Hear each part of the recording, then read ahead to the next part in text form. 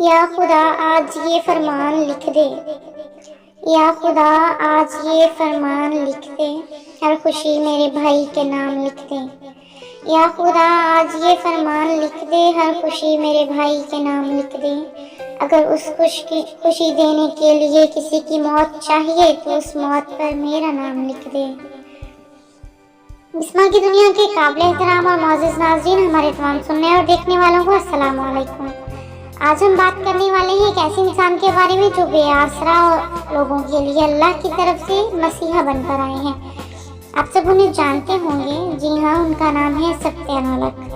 जी बिल्कुल, सत्यान भाई। पाकिस्तान का हर बच्चा जानता है कि उन्होंने प्रोजेक्ट माँ चलाने के लिए कितनी मेहनत और कोशिश की है, और उनका जितना शुक्रिया अदा किया जाए उतना ही कम है।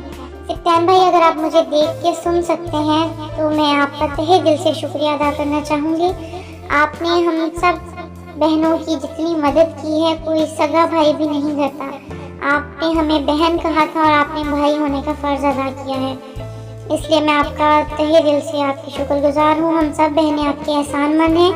आपने हमें आप हमारा आसरा बने। आपने हमें एक प्लेटफॉर्म दिया है काम करने के लिए। आपने हमें एक लगन दी है मेहनत करने की, ताकि हम खुद के लिए कुछ कर सकें और जो बेआसरा और गरीब लोग हमारे आसपास हैं, हम अल्लाह की राह पर उनकी भी मदद कर सकें। हमारी वजह से किसी और का भी फ़ायदा हो। और मैंने आज तक दुनिया में ऐसा इंसान नहीं देखा जो अपनी ज़ात को पीछे रख कर पूरे इंसानी के लिए इतना कुछ करे। इसका अजर आपको अल्लाह ताला ज़रूर अता फरमाएंगे।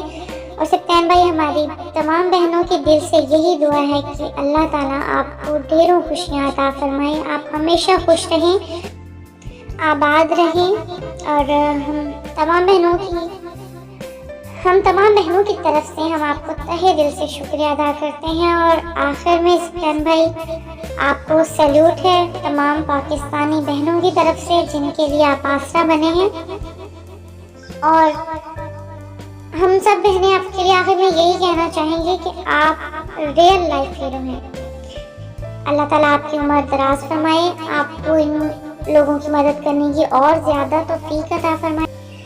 और सत्यान भाई, और अल्फाज नहीं है मेरे पास आपका शुक्रिया अदा करने के लिए। जितना भी शुक्रिया अदा किया जाए वो कम है।